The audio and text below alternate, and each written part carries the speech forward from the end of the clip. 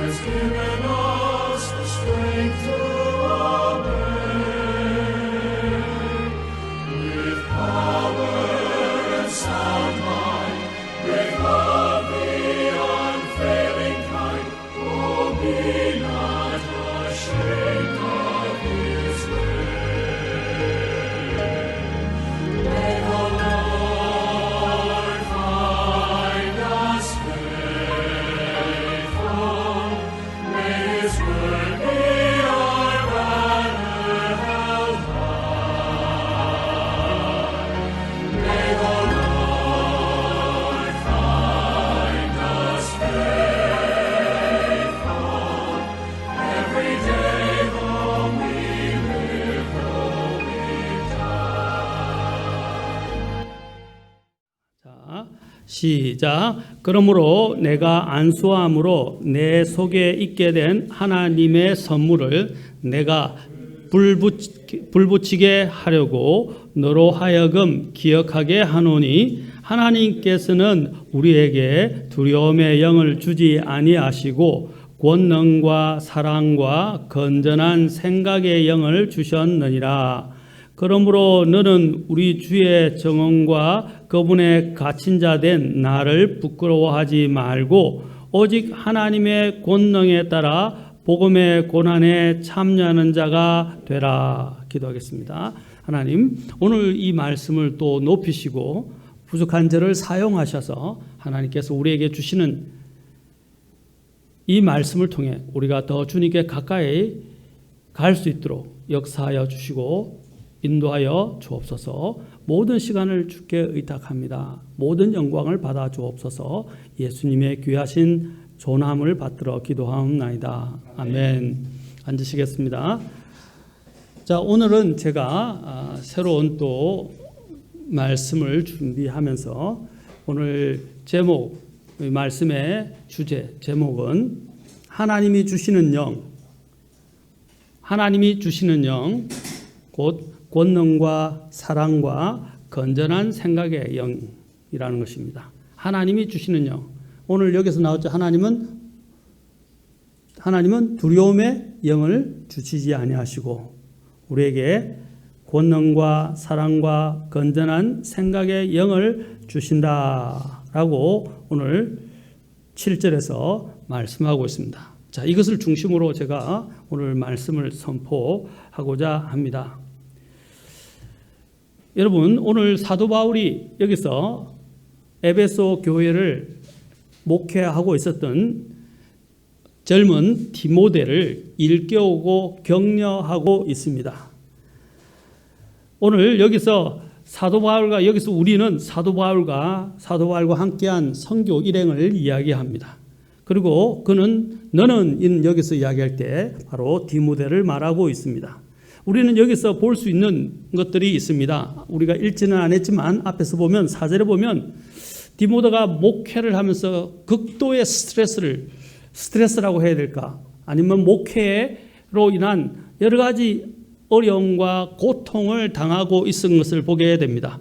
4절에 보면 4절에 뭐라고 하냐면 내 눈물을 마음 깊이 생각하며 라고 되어 있어요. 내 눈물이라고 되어 있어요. 여러분, 목회자가 흘리는 눈물, 참 그것은 진한 것입니다. 하나님은 그것을 특히 기억하십니다. 여러분, 목회라는 것은 쉬운 것이 아닙니다. 이것은 왜냐하면 사람의 일이 아니기 때문입니다. 그리고 이것은 또한 어떤 돈을 목적으로 하는 것도 아닙니다. 또한 세상에서 받게 되는 이런 칭찬과 영광을 목적으로 하지도 않습니다.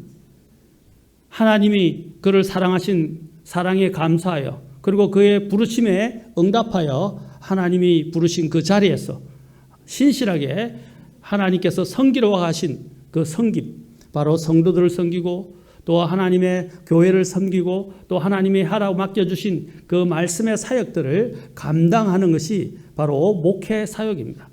목회 사역은 그것은 내가 그만두고 싶다고 해서 그만두고 하고 싶다고 해서 하는 것이 아닙니다. 그것은 부르심에 의한 것이고 그것은 신실함을 요구하는 것이고 그곳에는 어떠한 고통과 어떠한 반대와 어려움이 따르더라도 그걸 지켜내야 하는 것이 목회입니다. 이 젊은 목회자였던 이 디모데도 너무나 많은 고통을 겪었던 것 같아요. 또 여러 가지 어려움들로 인해서 그는 또한 많은 눈물을 흘렸다고 성경은 분명히 여기서 이야기하고 있습니다. 그러다 보니까 그의 마음고생이 이만저만이 아니었는데다가 또한 그는 영적으로 위축되었다는 것을 우리는 볼 수 있습니다. 또 8절에 보면 그러므로 너는 우리 주의 정언과 그분의 갇힌 자 된 나를 부끄러워하지 말고 오직 하나님의 권능에 따라 복음의 고난에 참여하는 자가 되라. 여기서 우리는 두 가지 사실을 생각해 볼 수 있습니다. 하나는 첫째, 사도 바울의 투옥으로 인해서 그가 굉장히 영적으로 위축되었다는 것입니다. 사도 바울은 그에게서 영적 아버지와 같은 자였습니다. 사도 바울이 갇혔다는 사실. 여러분, 디모데 후서는 우리가 잘 알고 있지만 사도 바울이 2차로 로마의 감옥에 투옥되어 있는데 이제는 죽을 날을 앞두고 있는 심각한 위기에 처한 것입니다. 이러한 것들을 두고 바라보고 있는 다른 목회자 바로 디모데의 심정은 어땠을까요? 영적 아버지이자 또 자신이 믿고 따르던 자가 복음으로 인해서 감옥에 갇히게 됐고 이제 자칫하면 죽을 수도 있다. 사도 바울은 나중에 뒤에서 자신이 죽을 날이 가까웠다는 것을 이야기하지만 디모데도 아마 감지했을 것으로 보여집니다. 그래서 자기가 존경하고 따르던 영적 아버지인 사도 바울이 죽음을 앞두고 있었다는 그 이야기를 들었을 때 어땠을까요? 아마 여기서 부끄러워한다는 것은 진짜 부끄러운 것이 아니라 그가 그것으로 인해서 굉장히 복음 선포나 사역에 위축되었다는 사실을 우리에게 말해줍니다. 그래서 사도 바울은 그를 격려하면서 너는 우리 주의 정언과 그분의 갇힌 자 된 나를 부끄러워하지 말고. 자, 이 말은 뭡니까? 나도 저렇게 가다가 저렇게 죽는 거 아닌가? 나도 저렇게 갇히는 거 아닌가?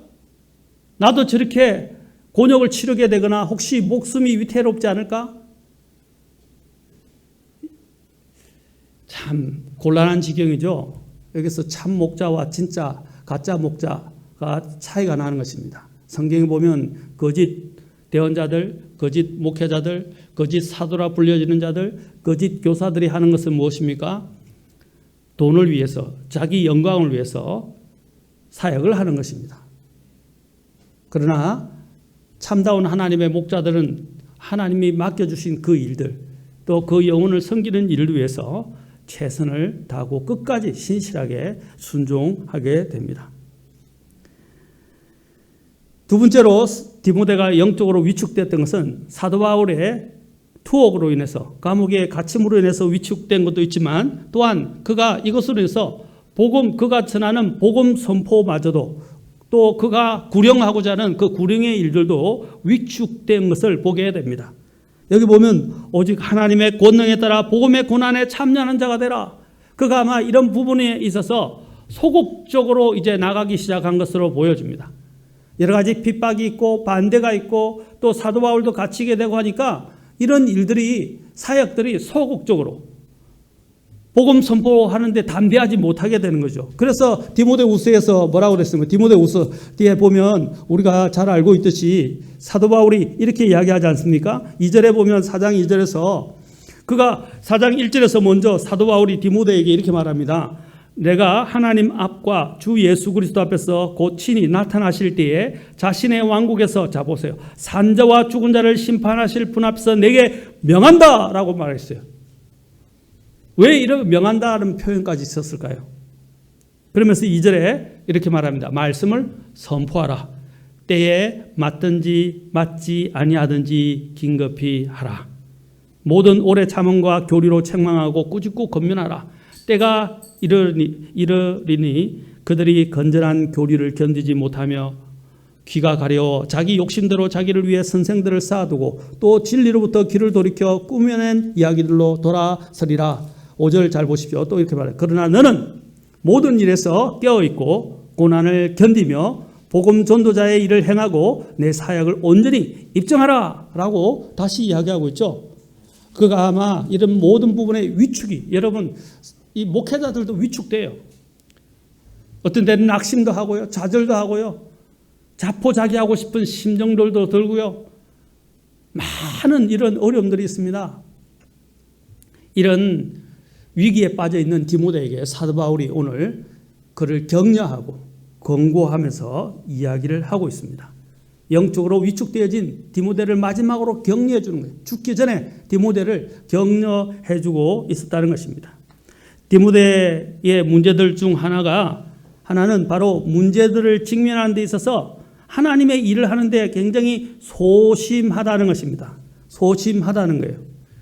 그가 아직 어리다는 사실이 그에게도 경험도 부족하고 지혜도 부족하고 아직도 어리기 때문에 그런 것들이 작용했을 가능성도 우리는 배제할 수 있습니다. 아까 우리가 보았던 4장 디모데도 앞에 디모데전서 4장 12절에서 우리는 여기서 그것을 알 수 있어요. 자 보세요. 아무도 내 연소함을 업신여기지 못하게 하고, 이 디모데가 비교적 그 교회에 있는 성도들보다 어린 것으로 보입니다. 사실은 어린 것은 아니죠.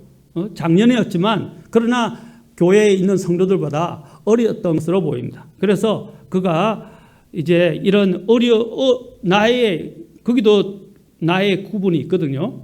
그래서 나이가 좀 어리다 보니까 사람들이 좀 목회자에 대해서 좀 업신여기는 이런 일들도 있었던 것으로 보여줍니다. 무시하고 말 안 듣고, 그렇죠? 또 알면 얼마나 아나, 이런 아마 무시들도 있지 않았나 생각되어집니다. 그래서 그런 것들로 인해서 그에게 심리적으로 굉장히 이런 것들이 크게 작용했던 것으로 보여집니다. 또 바울은 디모데에게 하나님께서 그에게 주셨던 은사를 또 그가 무시하고 있다는 사실을 상기시켜 줍니다. 디모데전서 아까 읽었던 4장 14절에 보면 보십시오. 그가 어떤 일을 했습니까? 내 속에 있는 선물 곧 장로에서 안수할 때에 대언으로 내게 주신 그 선물을 소홀히 여기지 말라라고 했어요. 그렇죠? 내 속에 있는 선물, 여기 나오죠. 아까 우리가 읽었던 디모데후서 1장에서 뭐라고 그랬어요? 6절에 나오죠? 내가 안수함으로 너의 속에 있게 된 하나님의 선물을 내게 불붙이게 하려고 너로 하여금 기억나게 한다라고 이야기하고 있죠. 그가 아마 하나님 앞에서 받았던 그 은사 선물들을 이제 힘이 들고 오래되니까 이제 그게 희미해져 가는 거예요. 그게 다시 사도 바울은 불을 붙이고자 이러한 부분들을 내가 그때 안수 받았을 때, 내가 너에게 안수해 줬을 때, 장로에서 안수 받았을 때, 그때 네가 갖고 있었던 그 불붙는 마음, 그때 붙었던 그 마음, 그것을 내가 다시 불붙이고자 원한다라고 사도 바울이 이야기하고 있는 것입니다. 제가 지금 먼저 배경을 쭉 설명을 드리는 것입니다. 왜 이 말씀이 나왔는지. 그래서 그가 가지고 있었던 그 하나님으로부터 받았던 은사라고 할 수 있는 그 선물을 새롭게 할 필요가 있었음을 사도 바울은 그에게 이제 상기시켜주면서 그것을 불붙이고 있습니다. 이것은 구원을 잃어버리는 문제는 아니었습니다. 왜냐하면 우리 믿는 자가 구원을 잃어버릴 수는 없기 때문입니다. 다만 주님을 향한 그의 열정을 잃어버리고 주님에 대한 열정을 잃어버리고 또 주님이 주신 것들에 대한 이 마음이 식어져 버렸다는 것을 말해주는 것입니다. 이 식어졌다기보다도 뭐랄까요? 아까 위축되었다라고 하는 것이 더 바람직할 것입니다. 또 이 사도 바울이 디모데에게 말하고 있는 복음은 어떤 것이었습니까? 아까 여기서 1장에 보면 복음이라고 말하고 있죠. 그렇죠? 또 복음이라고 그랬어요. 자, 복음의 고난에 참여하는 자가 되라라고 말했어요. 복음. 이 복음은 어떤 복음이었습니까? 디모데후서 1장 9절에 보면 복음은 어떤 복음이었어요? 자, 보세요. 그분께서 우리를 구원하시고 거룩한 부르심으로 부르신 것은 우리의 행위에 따른 것이 아니요 자신의 목적과 은혜에 따른 것이다. 값없이 그에게 주어졌다는 사실입니다. 그것을 강조하고 있어요. 은혜의 복음이었다. 그렇죠? 은혜의 복음이었다. 그리고 하나님께서 자신이 그리스도 예수님 안에서 어떻게 해요? 그렇죠? 이제 하나님께서 목적하신 것이었다라는 것입니다. 그 뒤에 나오죠. 그 은혜는 세상이 시작되기 전에 그리스도 예수님 안에서 우리에게 주어졌다라고 되어 있어요. 그렇죠? 자, 이 은혜는 그에게 값없이 하나님의 주신 은혜의 복음이라는 것을 상기시킵니다. 너도 그 은혜로 구원받았다. 그렇죠? 이 은혜는 아까도 이야기했지만 사도 바울이 세상이 시작되기 전에 그리스도 예수님 안에서 주어진 것이다. 우리 안에서 주어진 것이다. 우리에게 주어진 것이다. 그 다음에 또한 그는 무엇을 말하십니까? 이것이 그냥 은혜가 주어진 것이 아니라 누구를 통해서? 디모데후서 1장 9절에 보면 그리스도 예수님을 통해서 주어졌다라고 되어 있어요. 그런데 그 그리스도 예수님을 다시 소개하는데 10절에서 누구라고 말합니까? 네, 우리의 구원자라고 소개를 하고 있습니다. 구원자. 그것은 우리의 구원자뿐 아니라 디모데 너의 구원자다라는 것입니다.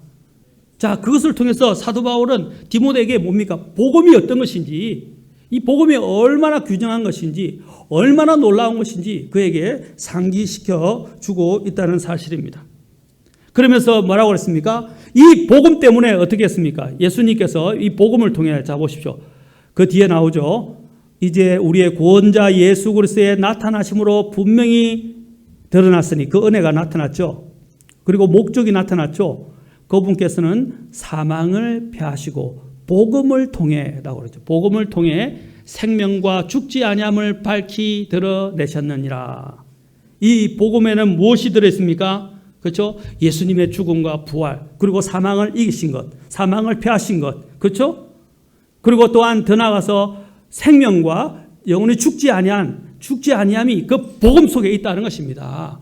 이것은 생명의 복음이라는 거예요. 사망을 폐기하고 생명을 주는 복음이다.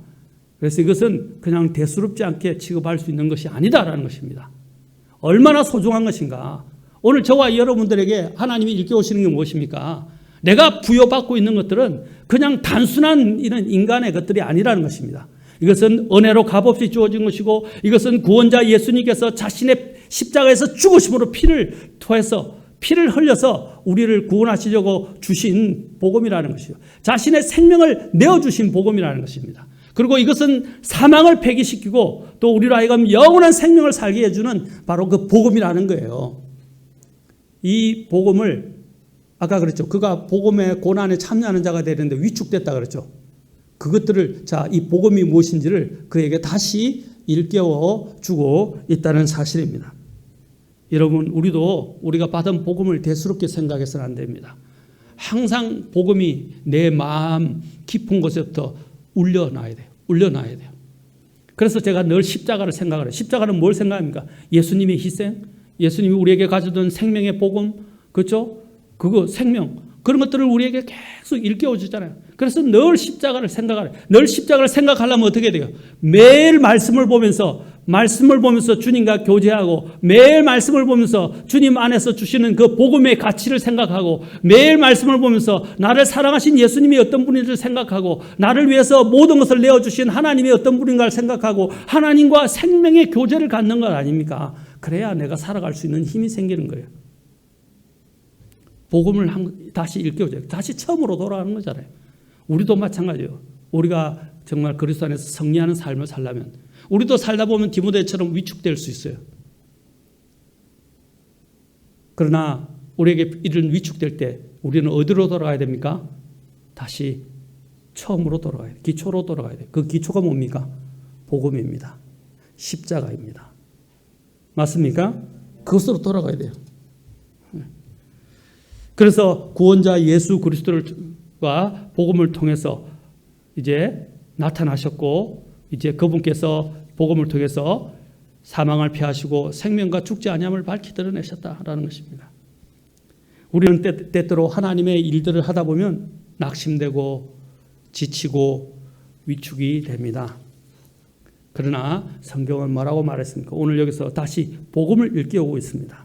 그러면서 갈라디아서 6장 9절에서 사도 바울은 우리가 잘 행하는 가운데, 여러분, 우리가 잘못해서, 그렇죠? 고난을 받거나 어려움을 당하면 그건 당연한 거라고 그랬어요. 마땅히 받아요. 내가 잘못했으니까. 그러나 잘 행하는 가운데, 아마 디모데도 잘 행하는 가운데 이런 위축이 된 것 같아요. 그런데 잘 행하는 가운데 뭐라고 그랬어요? 지치지 말지니 우리가 기진하지 아니하면 정하신 때에 거두리라. 아멘. 여러분 절대 지치거나 기진하지 말라. 데살로니가 후서 3장 13절에 똑같이 말합니다. 그러므로 형제들아 너희는 잘 행하는 가운데 지치지 말라. 지치게 되면요 모든 게 다 귀찮아지고 다 포기하고 다 내려놓고 싶어요. 그게 사람의 삶, 사람의 감정입니다. 그럴 때 사도 바울은 뭐라고 그랬습니까? 다시 디모데 그런 상황에 빠진 디모데에게 뭐라고 합니까? 예수 그리스도와 그 복음을 그에게 일깨워주면서 깨어나라, 일어서라 라고 말하고 있는 것입니다. 그리고 또한 오늘 읽었던 7절에 두려워하지 말라라고 말하는 거예요. 나중에 제가 이 부분을 좀 더 자세하게 다룰 것입니다. 여러분 때로는 우리가 정말로 우리가 기진하는 때가 많이 있습니다. 이번에 우리가 묵상하는 가운데서 얼마 전에 시편 27편을 보았죠. 오늘은 31편을 봤는데 시편 27편에 보면 이런 말씀이 있지 않습니까? 내가 산자들의 땅에서 주의 선하심을 볼 줄을 믿지 아니하였으면 기진하였으리이다. 여러분 아까도 우리는 기진할 수 있어요. 그런데 우리가 뭘 바라보는데 주님의 선하심. 주님은 선하시다. 우리를 위해서 항상 최선으로 일하시고 우리에게 최선을 가져다 주시며 그렇죠? 그 주님의 선하심. 다윗은 이 선하심에 대해서 어떻게 노래했습니까? 시편 23편에서 우리에게 마지막에 말씀하고 있잖아요. 긍휼과 그분의 선하심과 긍휼이 평생의 나를 따를 것이다 라고 말하고 있어요. 여러분 이 주님의 선하심은 얼마나 우리가 God is so good. 하나님은 너무 좋으시다. 좋으신 하나님 하잖아요. 근데 뭐 여기는 so good이라고 영어 노래 보면 so good. 너무 좋으신 하나님은 너무 좋으시다는 거예요. 그 선하심은 good, 선하심 아닙니까? 그렇죠? 그 하나님의 선하심은 뭡니까? 우리에 대해서 오래 참으시고 우리를 기다려 주세요. 그리고 하나님의 그 오래 참으심은 어떻게 합니까? 우리로 하여금 살면서 우리의 잘못된 것들을 오래 참으심으로써 우리가 깨닫고 하나님 앞에 회개하고 하나님께로 돌아오기만을 기다리게 해준다. 그 하나님의 선하심이 있기 때문에 우리가 지금 이렇게 살아가고 있는 거예요. 하나님이 선하시기 때문에 우리에게 지금 먹을 것, 입을 것, 심지어는 해와 비와 그렇죠? 모든 사람들에게 주시고 특히 우리 믿는 자들에게 더 많은 좋은 것들을 주시는 거예요. 우리는 하나님의 그 선하심을 잊어버려서는 안 될 것입니다. 시편 119편 81절에서는 이렇게 말합니다. 내 혼이 주의 구원을 바라며 기진하오나 나는 주의 말씀에 소망을 두나이다. 사도 바울이 디모데에게 복음을 일깨웠죠. 마찬가지로 오늘 저 시편 기자도 뭐랬어요? 내 혼이 주의 구원을 바라며 기진한다라고 그랬어요. 그런데 그때 그가 소망을 둔 것은 뭐라고요? 주의 말씀에 소망을 둔다라고 이야기했습니다. 하나님은 기진한 자에게 힘을 주시는 분이십니다. 그래서 쭉 요즘 시편 묵상하고 있는 시편에 계속 나오는 말, 주님은 나의 힘이요 도움이란 말이 계속 나오죠. 그래서 뭐 반석, 요새 이런 것 나오지만 힘이시요 도움이란 말이 계속 나오고 있어요. 하나님은 나의 힘이십니다. 기진할 때 일어설 수 있게 해주는 것입니다. 우리가 기진하게 될 때 또 한 가지 생각해야 될 것은 뭡니까? 주님의 선하심도 있지만 히브리서 12장 3절에서는 뭘 생각하라고 했어요? 죄인들이 자기를 대적하여 이처럼 거역한 것을 견디어 내신 분을 깊이 생각할지니. 우리가 주님을 그렇게 대적하고 많은 죄인들이 주님을 그렇게 대적했지만 주님이 어떻게 했었어요? 그것을 견디어 내셨다. 그것을 깊이 생각하라. Consider him.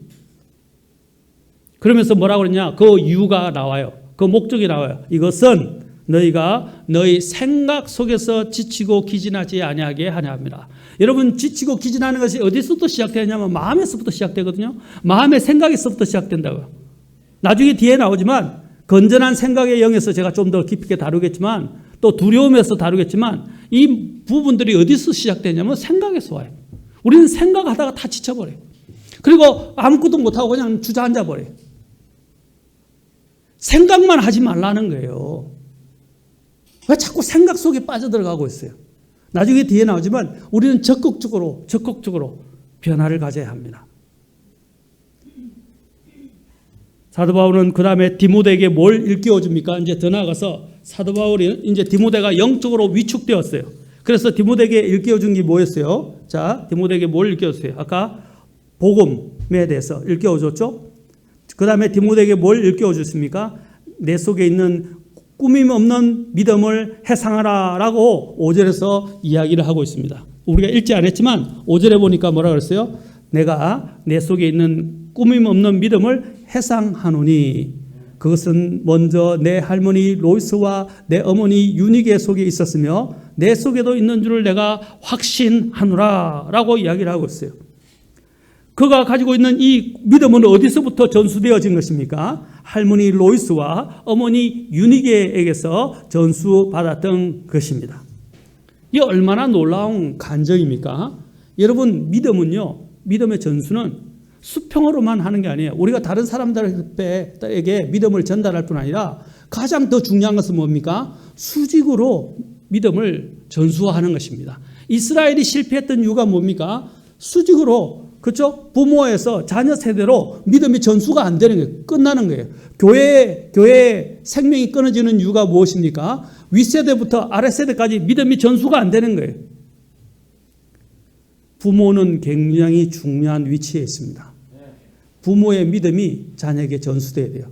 뭐 전수하려고 전수되는 게 아니라 삶을 통해서 정말 부모님들의 거룩한 삶과 그 열정, 그 믿음을 아이들이 보고 자란다는 것입니다. 말로 키우는 게 아니에요. 아이들을 말로 키우려고 하지 마세요. 말로만 되는 게 아니에요.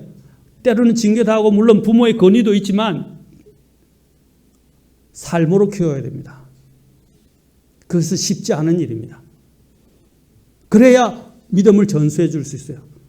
많은 사람들이 보면 우리 아이가 구원받게, 우리 아이가 주님을 위해 살게 해달라고 기도를 하지만 부모들이 본을 보이지 않으면서 어떻게 기도만 한다고 해결이 됩니까?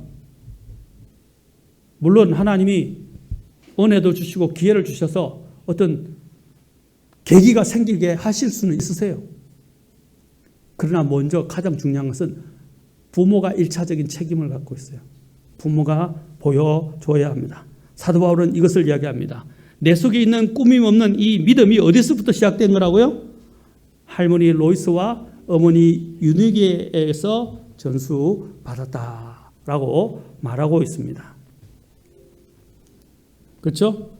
그런데 그것이 어디에 또 있게 됐어요? 감사하게도 디모데 속에도 있게 된 것입니다. 아멘. 그래서 내 속에도 있는 줄을 내가 확신하노라. 이 얼마나 아름다운 모습입니까? 저와 여러분의 가정들도 이렇게 믿음이 수평적으로 다른 사람에게 복음 전하려 하지 말고 그 믿음이 자녀들에게 본이 되어서 삶으로 또한 진짜로 생명력 있게 자녀들에게 전수되어지는 그런 부모님들이 되기를 바랍니다. 아멘. 자, 여기서 이 믿음은 그렇게 세대별로 또 전달이 되어야 됩니다. 여러분, 세대별로도 다른 믿음을 가지고 있는 그 비극을 보시죠. 한쪽은 불신자고 한쪽은 신자이고 또 한쪽은 불순종하고 한쪽은 순종하고 한쪽은 또 다른 교리를 가지고 있고 가족들이 풀풀이 흩어져서 각각 다른 교회에 나가는 것. 사실 뭐 믿음은 각자의 것이지만 어쩔 수 없는 경우도 있죠. 진리를 찾아서 가는 경우도 있지만 같은 진리 안에 있는데 진리 안에서 떨어져 나와서 갈라지고 나누어지고 하는 것은 참 마음 아픈 일입니다. 마음 아픈 현실이에요. 여러분, 같은 믿음 안에서 물론 이제 부득이 직업이나 여러 가지 일들로 인해서 다른 교회를 다닐 수 있어요. 그러나 같은 믿음의 종류의 교회를 다녀야 됩니다. 그렇죠? 그래야 그것이 바른 것입니다.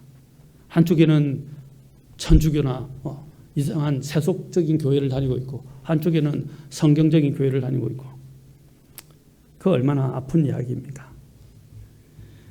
자, 어쨌든 디모데에게 무엇을 일깨워 주겠습니까? 할머니 로이스와 어머니 유니게로부터 전수받았던 그 믿음, 그 믿음은 어떤 믿음이었다고 지금 말하고 있어요? 어떤 믿음? 꾸밈이 없는 거짓되게 포장하고요. 잘난 체하고 막 자신을 꾸며대는 뭐 이렇게 장식물 따라가지고 화려하지도 않은데 화려한 것처럼 멋지지도 않은데 멋진 것처럼 막 치장하는 이런 것은 바람직하지 않다는 거예요. 여기서 꿈이 없다 이런 것은 가식이 없다 또는 뭡니까? 거짓이 없다 이런 뜻입니다. 거짓 없다 이 말입니다. 치장이 없다는 거예요. 있는 그대로 순수한 믿음, 그 믿음을 누구에게서? 할머니와 어머니에게서 받았고 그것이 디모데서에서 있는 걸 내가 확신하니까 디모데 너 이 믿음을 다시 제대로 일깨워서 주님 앞에 서기를 바란다라고 사도 바울이 디모데에게 지금 말하고 있는 것입니다. 그 다음에 또 디모데에게 뭘 일깨워주고 있습니까? 두 번째로 보면 안수한 것. 아까 이야기했죠. 우리가 읽었던 그러므로 1장 6절에 그러므로 내가 안수함으로 내 속에 있게 된 하나님의 선물을 기억하고 불을 붙이라 라고 말하고 있습니다. 바로 하나님의 선물이 뭡니까? 그가 목회자로 부르심을 받은 거예요. 이것도 은사잖아요. 에베소서 4장에 보면 그렇죠? 은사죠. 하나님이 이런 선물들을 주셨어요.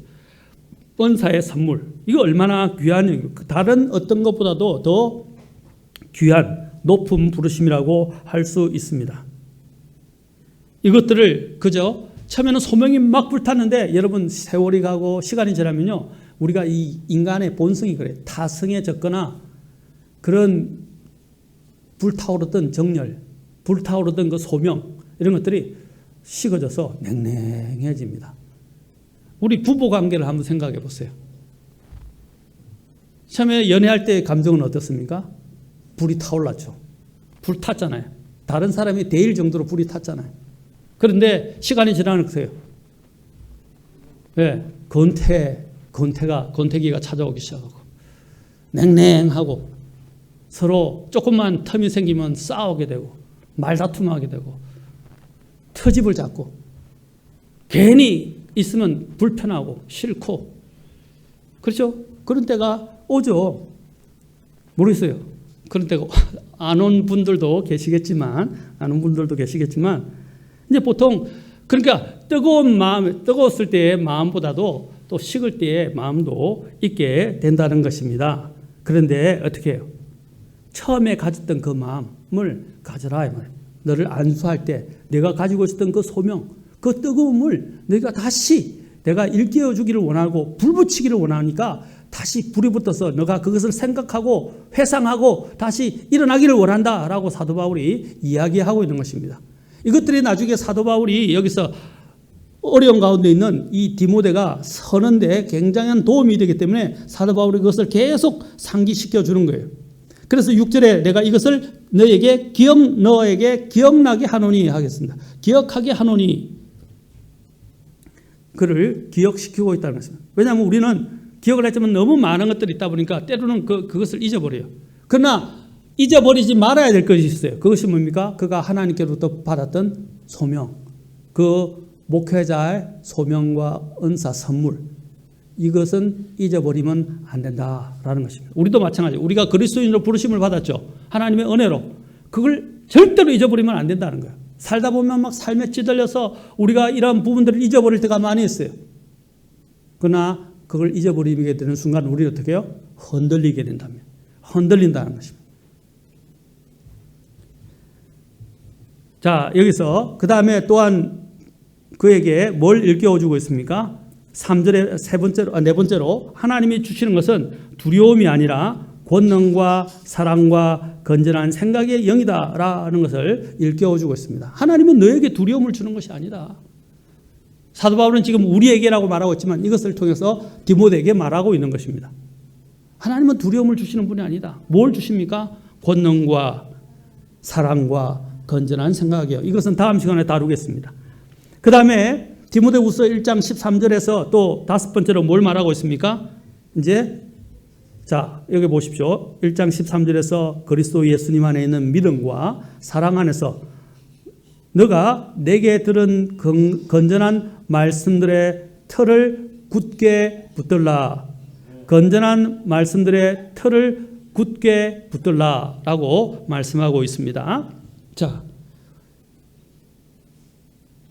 이 건전한 말씀을 너는 어디에 기반을 두고 있어요? 예수 그리스도 예수님 안에 있는 믿음과 사랑 안에. 그렇죠? 그래서 건전한 말씀의 털을 굳게 붙들라라고 되어 있어요. 그 다음에 6번째로 뭘 이제 일깨워주고 있습니까? 이제 우리 안에 거하시는 성령님을 의지하여 내게 맡겨진 그 선한 것을 지키라라고 그에게 일깨워주고 있습니다. 너에게 맡겨진 것, 아까도 얘기했죠. 그것은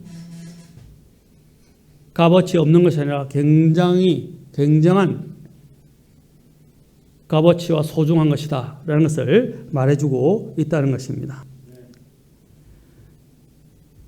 여러분, 우리에게도 우리가 따로 살아보면 정말 우리를 힘들게 하는 것들이 있지만 그런 힘들게 하는 가운데 지치고 기진하지 아니하려면 어떻게 해요? 오늘 사도 바울이 디모데에게 일깨워 준 것 같은 그런 것들로 우리도 우리 자신들을 일깨워야 합니다. 일깨워야 하는 거예요. 제가 제일 좋아하는 것 중에 하나가 사무엘상 30장에 보면 어떤 말씀이 있습니까? 사도 바울이 다윗이 그렇죠? 이제 자신의 백성들에게 의해까지, 왜냐하면 자신들이 있었던 모든 가족들이 다 어떻게 해요? 전부 다 잡혀가게 되고 재산을 빼앗기게 되고 자신이 있던 근거지가 불타게 되었어요. 그러자 그와 함께 있던 군사들까지 어떻게 했어요? 다윗에게 돌을 던지려고 했어요. 아무것도 남지 않았어요. 모든 걸 다 빼앗기게 되고 자신을 따르던 자신의 부하들, 신하들까지도 그에게 돌을 던지려 했어요. 왜? 그들도 가족을 다 빼앗겼기 때문에, 적군들에게. 그때 뭐라고 그랬어요? 그가 주 안에서 스스로 용기를 내었다라고 그랬어요. 주를 생각하고 주 안에서 스스로 용기를 내었다. 아마 30장 6절인가 7절인가에 있을 거예요. 그렇죠? 예. 거기 보면 그 말씀은 저는 항상 제가 생각합니다. 다윗이 어디에 마음을 둘 곳이 없어요. 모두 다 자기를 대적하고 일어섰어요. 그때 그가 어떻게 일어나게 됐습니까? 주 안에서 스스로 용기를 내었다는 것입니다. 여러분, 주님만이 우리를 세울 수 있는, 오늘 읽었던 묵상했던 시편 31편에도 나오죠. 주님만이, 그거 홀로 남았다고 생각할 때 주님만이 자기 곁에 있었다는 사실입니다. 그걸 다윗이 인식했지 않습니까? 주님만이 내 곁에 계셨습니다. 누가 나를 다 버릴 때도, 시편 27편에도 나오잖아요. 10절에 내 부모는 나를 버렸으나 주께서는 나를 들어 올리시리다. 사랑하는 성도 여러분, 이때 우리가 무엇을 생각해야 하겠습니까? 절대로 낙심하지 마십시오. 기진하지 마십시오. 그리고 또한 그것으로 해서 두려워하지도 말라라는 것입니다. 그래서 다윗이 이러한 상황에서 자기에게 명령한 유명한 시편 9절이 있죠.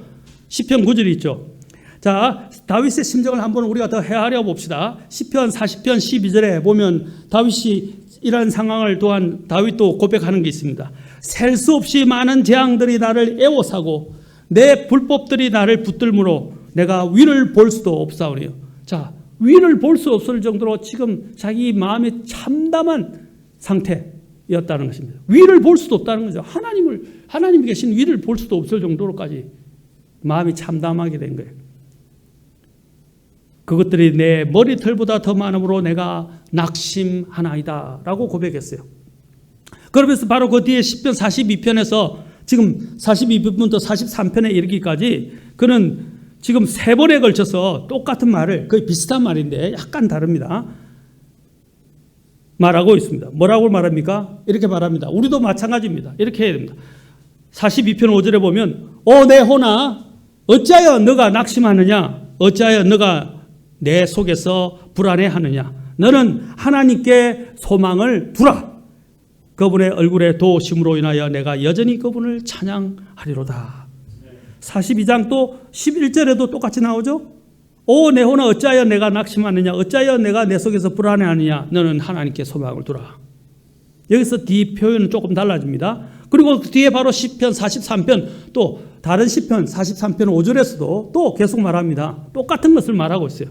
내 하나님께 소망을 두라. 그러면서 내 얼굴의 건강은 누구라고요? 하나님이 내 얼굴의 건강이다. 하나님이 내 얼굴의 건강이 되신다.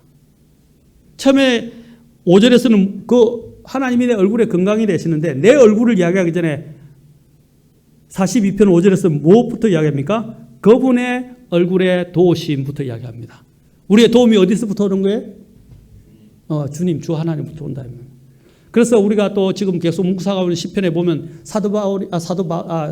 다윗이 계속해서 뭘 고백합니까? 내가 주님을 신뢰합니다. 주님을 신뢰합니다. 주님을 신뢰하오니 계속 신뢰에 대해서 나오잖아요. 사랑하는 성도 여러분, 우리에게도 어려움이 있을 수 있습니다. 기진하고 낙심하고 지치고 포기하고 싶을 때도 있습니다. 이럴 때 우리는 어떻게 해야 되겠습니까? 오늘 사도 바울이 다윗이 우리에게 동일한 것을 말해주고 있습니다. 우리가 이럴 때 일깨워져야 할 것이 무엇인지 한번 생각해 보죠. 우리 일을 일깨울 것이 무엇인지 주님을 생각하십시오. 아까 히브리서 14장에서 뭘 그랬어요? 우리의 죄인들이 자신을 대적하여 거스른 것을, 그렇죠? 지치지 않고 참아내신 분, 견디신 분을 기억하라 이 말입니다. 깊이 생각하라. 주님이 얼마나 큰 은혜를 내려주셨습니까? 주님이 또 얼마나 큰 선하심을 우리에게 보여주셨습니까? 주님이 얼마나 큰 희생을 치러주셨습니까? 주님이 십자가에서 흘리신 그 피와 고난을 생각해 보십시오. 또 주님은 더 나아가서 우리에게 생명을 주시고자 십자가에서 죽으셨고 사망을 폐기하셨습니다. 그분은 우리의 구원자가 되십니다. 여러분, 이럴 때 우리는 이것을 기억하고 일어서시기 바랍니다. 우리가 낙심하지 않기 위해서 또 우리는 주님을 생각하고 복음을 생각해야 하고, 누가복음 18장 1절에서는 사람들이 항상 기도하고 낙심하지 말아야 한다라고 했어요. 기도를 해야 한다는 것입니다. 하나님께 기도하라. 아무것도 염려하지 말고 기도하라. 기도하라는 것입니다. 그리고 고린도후서 4장 1절에서는 우리가 긍휼을 받아 이 사역을 맡았은즉 낙심하지 아니하노니, 뭘 생각했습니까? 하나님이 그에게 맡기신 이 소중한 사역, 이 사역을 내가 갖고 있다 말이야. 맡았다. 그러면서 나는 이 사역을 버릴 수 없고 이 사역은 내 생명보다 소중한 것이다. 절대로 포기할 수 없다. 그러한 사명감, 이 사명감이 사도 바울로 하여금 낙심하지 않게 한 것입니다. 그리고 고린도후서 바로 그 뒤에 또 4장 16절에 보면 이런 까닭에 우리가 낙심하지 아니하노니 우리의 겉사람은 썩어 없어져도 속사람은 날마다 새로워지는도다. 날마다. 우리를 언제 새롭게 한다고요? 언제? 날마다. 여러분, 하루라도 주님을 떼놓고 사지 마십시오. 우리는 주님 없이는 살아갈 수가 없어요. 우리는 주님의 생명을 먹고 사는 사람들입니다. 가지가 포도나무에 붙어 있지 않으면 어떻게 해요? 그렇죠? 말라지게 되어서 죽게 되는 것입니다. 우리도 마찬가지로 우리가 주님께 붙어 있지 않으면 우리는 영적으로 메마르고 죽게 되는 것입니다. 그래, 그 중에 가장 나타나는 현상이 뭐죠? 낙심하게 돼요. 그럼 어떻게 흔들리는 거예요? 낙심하게 되면 흔들리는 거예요. 요동하는 거예요. 그러다 보면 떨어져 나가게 돼요. 오늘 우리가 이러한 상황에서 결코 영적으로 위축되지 않고 다시 일어설 수 있는 것 비결을 또 이야기해 주고 있습니다. 다음 시간에 우리는 더 중요한 두려움의 문제에 대해서 좀 다루도록 하겠습니다. 또 우리에게 찾아오는 건 뭡니까? 영적으로 위축되면 이런 모든 게 안 들어오게 되고 자꾸 낙심하게 되죠. 이제 다음 시간에는 우리에게 찾아오는 두려움에 대해서, 그 다음에는 이제 하나님이 우리에게 이 두려움을 극복하기 위해서 주는 것, 낙심과 두려움을 극복하기 위해서 주시는 것이 무엇인가? 아까 나온 우리 권능과 사랑과 건전한 생각의 영, 이렇게 쭉 우리가 깊이 있게 좀 살펴보도록 하겠습니다. 힘을 내시기 바랍니다. 기도하시겠습니다. 다 같이 일어서십시오.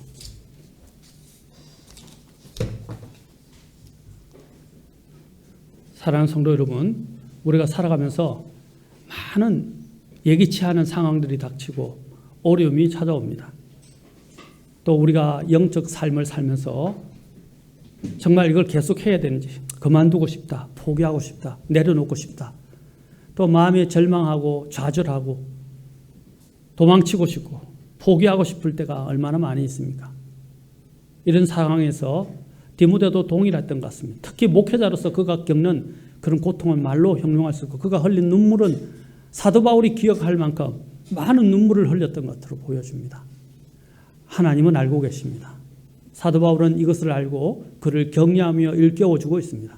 오늘 하나님께서 이것을 통해서 여러분이 낙심하고 있거나 지쳐있고 기진하고 포기하고 싶고 좌절하고 싶고 모든 걸 내려놓고 싶을 때, 하나님은 오늘 우리에게 주신 이 복음의 가치가 얼마나 대단한 것인지, 하나님은 우리에게 베푸신 은혜가 얼마나 큰 것인지, 예수님이 이 은혜를 우리에게 주시려고 얼마나 큰 희생을 치르셨는지, 또 예수님이 희생을 치러서 우리에게 준 것이 무엇입니까? 사망을 폐기하고 생명을 주신 거 아닙니까? 우리의 구원자가 되신 것입니다. 이것을 일깨워 주고 있습니다. 오늘 시편 기자가 이야기한 것처럼 우리의 혼에게 명령, 내 혼아 어찌하여 내가 낙심하느냐?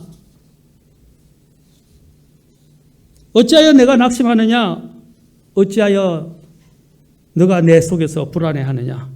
너는 하나님께 소망을 두라 라고 명령하시기 바랍니다. 그리고 일어서시기 바랍니다. 사랑하는 성도 여러분, 힘을 내십시오. 주님은 여러분 옆에서 늘 힘을 줍니다. 부모님은 나를 버려도 하나님은 나를 버리지 아니하십니다. 오늘 하나님이 그리스도께서 나를 위해서 해주신 것들, 그 은혜, 그리고 내가 맡은 그 사역, 사명, 그리고 주님이 절대로 나를 버리지 아니하신다는 그 약속들, 그것을 마음에 간직하시고 오늘 이 일한 어려움들을 이겨내시고 믿음의 행진을 계속할 수 있기를 기도하시지 않겠습니까? 기도하시겠습니다.